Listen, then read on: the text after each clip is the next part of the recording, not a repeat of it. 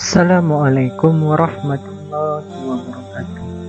Dalam kesempatan kali ini kita akan berkisah tentang salah seorang sahabat Rasulullah, yaitu Abu Dzar Al-Ghifari. Dialah tokoh gerakan hidup sederhana. Ia datang ke Mekah sambil terhuyung-huyung, namun sinar matanya bersinar bahagia. Memang sulitnya perjalanan dan teriknya matahari yang menyengat tubuhnya cukup menyakitkan. Namun tujuan yang hendak dicapainya telah meringankan penderitaan dan meniupkan semangat kegembiraan. Ia memasuki kota dengan menyamar seolah-olah hendak melakukan tawaf mengelilingi berhala-berhala di sekitar Ka'bah, atau seolah-olah musafir yang sesat dalam perjalanan yang memerlukan istirahat dan menambah perbekalan. Padahal seandainya orang-orang Makkah tahu bahwa kedatangannya itu untuk menjumpai Nabi Muhammad SAW dan mendengarkan keterangan beliau, pastilah mereka akan membunuhnya. Ia terus melangkah sambil memasang telinga, dan setiap didengarnya orang mengatakan tentang Rasulullah, ia pun mendekat dan menyimak dengan hati-hati, sehingga dari cerita yang tersebar di sana-sini diperolehnya petunjuk yang dapat mengarahkannya ke kediaman Nabi Muhammad dan mempertemukannya dengan beliau. Pada suatu pagi, lelaki itu, Abu Dzar Al-Ghifari, pergi ke tempat tersebut. Didapatinya Rasulullah sedang duduk seorang diri. Ia mendekat, kemudian menyapa, "Selamat pagi, wahai kawan sebangsa." "Waalaikumsalam, wahai sahabat," jawab Rasulullah. "Bacakanlah kepadaku hasil gubahan Anda." "Ya, bukan syair hingga dapat digubah, tetapi Al-Quran yang mulia," kata Rasulullah. Kemudian Rasulullah membacakan wahyu Allah Subhanahu wa ta'ala. Tak berselang lama kemudian Abu Dzar berseru, "Aku bersaksi bahwa tiada Tuhan selain Allah, dan aku bersaksi bahwa engkau adalah hamba dan utusannya." "Anda dari mana?" "Anda dari mana, kawan sebangsa?" tanya Rasulullah. "Dari Ghifar," jawabnya. Bibir Rasulullah menyinggingkan senyum, dan di wajahnya diliputi rasa kagum dan takjub. Abu Dzar juga tersenyum karena ia mengetahui rasa terpendam di balik kekaguman Rasulullah setelah mendengar bahwa orang yang telah mengaku Islam di hadapannya secara terus terang itu adalah seorang laki-laki Ghifar. Ghifar adalah suatu kabilah atau suku yang tidak ada taranya dalam soal menempuh jarak. Mereka jadi contoh perbandingan dalam melakukan perjalanan yang luar biasa. Malam yang kelam dan gelap gulita tak jadi soal bagi mereka, dan celakalah orang yang kesasar atau jatuh ke tangan kaum Ghifar di waktu malam. Rasulullah pun bersabda, "Sesungguhnya Allah memberi petunjuk kepada yang disukainya. Benar, Allah menunjuki siapa yang Dia kehendaki." Abu Dzar adalah salah seorang yang dikehendakinya memperoleh petunjuk. Orang yang dipilihnya akan mendapat kebaikan. Ia termasuk orang yang pertama-tama masuk Islam. Urutannya di kalangan muslimin adalah yang kelima atau yang keenam. Jadi ia telah memeluk agama itu di masa-masa awal, hingga keislamannya termasuk dalam barisan terdepan. Lelaki yang bernama Jundub bin Junada ini termasuk seorang yang radikal dan revolusioner, telah menjadi watak dan tabiatnya menentang kebatilan dimanapun ia berada, dan kini kebatilan itu nampak di hadapannya. Berhala-berhala yang disembah oleh para pemujanya, orang-orang yang merendahkan kepala dan akal mereka. Baru saja masuk Islam, ia sudah mengajukan pertanyaan kepada Rasulullah, "Wahai Rasulullah, apa yang sebaiknya saya kerjakan menurut Anda?" "Kembalilah kepada kaummu sampai ada perintahku nanti," jawab Rasulullah. "Demi Tuhan yang menguasai jiwaku," kata Abu Dzar, "saya takkan kembali sebelum meneriakkan Islam di depan Ka'bah." Ia pun menuju haram dan menyerukan syahadat dengan suara lantang. Akibatnya ia dipukuli dan disiksa oleh orang-orang musyrik yang tengah berkumpul di sana. Rasulullah kembali menyuruhnya pulang dan menemuinya keluarganya. Ia pun pulang ke Bani Gifar dan mengajak sanak kerabatnya memeluk agama baru ini. Ketika Rasulullah dan kaum muslimin telah berhijrah ke Madinah dan menetap di sana, pada suatu hari barisan panjang yang terdiri dari para pengendara dan pejalan kaki menuju pinggiran kota.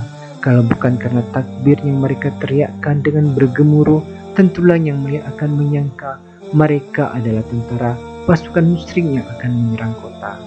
Begitu rombongan besar itu mendekat, lalu masuk ke dalam kota dan masuk ke masjid Rasulullah, ternyata mereka tiada lain adalah kabilah Bani Gifar. Semuanya telah masuk Islam tanpa kecuali laki-laki, perempuan, orang tua, remaja dan anak-anak. Rasulullah semakin takjub dan kagum. Beliau bersabda, takkan pernah lagi dijumpai di bawah langit ini orang yang lebih benar ucapannya dari Abu Dzar. Benar batinnya, benar juga lahirnya, benar akidahnya, benar juga ucapannya. Pada suatu ketika Rasulullah mengajukan pertanyaan kepadanya, wahai Abu Dzar, bagaimana pendapatmu bila menjumpai para pembesar yang mengambil upeti untuk mereka? Ia menjawab, demi Allah yang telah mengutus Anda dengan kebenaran, akan saya tebas mereka dengan pedangku. Maukah kau kutunjukkan jalan yang lebih baik dari itu? Bersabarlah hingga kau menemuiku. Abu Dzar akan selalu ingat wasiat guru dan Rasul ini. Ia tidak akan menggunakan ketajaman pedang terhadap para pembesar yang mengambil kekayaan dari harta rakyat sebagaimana ancamannya terdahulu. Namun, ia juga tidak akan bungkam atau berdiam diri mengetahui kesesatan mereka. Ketika kepemimpinan Rasulullah dan para khulafaur rasyidin telah berlalu dan godaan harta mulai menjangkiti para pembesar dan penguasa muslim, Abu Dzar turun tangan. Ia pergi ke pusat-pusat kekuasaan dan gudang harta dengan lisannya yang tajam dan benar untuk merubah sikap dan mental mereka satu persatu. Dalam beberapa hari saja, tak ubahnya ia telah menjadi panji-panji yang dibawanya rakyat banyak dan golongan pekerja, bahkan sampai di negeri jauh yang penduduknya belum pernah melihatnya. Nama Abu Dzar bagaikan terbang ke sana, dan tak satu pun daerah yang dilaluinya, bahkan walaupun baru namanya yang sampai ke sana sudah menimbulkan rasa takut dan ngeri pihak penguasa dan golongan berharta yang berlaku curang. Penggerak hidup sederhana ini selalu mengulang-ulang pesannya dan bahkan diulang-ulang oleh para pengikutnya seolah lagu perjuangan. Beritakanlah kepada para penumpuk harta yang menumpuk emas dan perak, mereka akan disetrika dengan setrika api neraka, menyetrika kening dan pinggang mereka di hari kiamat. Abu Dzar telah mencurahkan segala tenaga dan kemampuannya untuk melakukan perlawanan secara damai dan menjauhkan diri dari segala kehidupan dunia. Ia menjadi maha guru dalam seni menghindarkan diri dari godaan jabatan dan harta kekayaan. Abu Dzar mengakhiri hidupnya di tempat yang sunyi bernama Rabaza, pinggiran kota Madinah. Ketika menghadapi sakratul maut, istrinya menangis di sisinya. Ia bertanya, apa yang engkau tangiskan, padahal maut itu pasti datang? Istrinya menjawab, karena engkau akan meninggal, padahal kita tidak mempunyai kain kafan untukmu. Jangan menangis, kata Abu Dzar. Pada suatu hari, ketika aku berada di majelis Rasulullah bersama beberapa sahabat, aku mendengar beliau bersabda, pastilah ada salah seorang di antara kalian yang akan meninggal di padang pasir liar dan disaksikan oleh serombongan orang beriman. Semua yang ada di majelis itu sudah meninggal di kampung, di hadapan kaum muslimin. Tak ada lagi yang masih hidup selain aku. Inilah aku sekarang menghadapi sakaratul maut di padang pasir.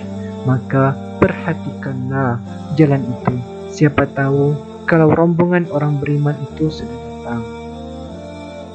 Demi Allah, aku tidak bohong dan juga tidak dibohongi. Ruhnya pun kembali ke hadirat ilahi. Dan benarlah ada rombongan kaum muslimin yang lewat dipimpin oleh Abdullah bin Mas'ud. Sebelum sampai ke tujuan, Ibnu Mas'ud melihat sosok tubuh terbujur kaku, sedang di sisinya terdapat seorang wanita tua dan seorang anak kecil. Kedua-duanya menangis.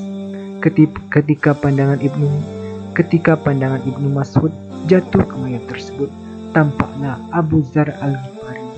Air matanya mengucur deras di hadapan jenazah itu.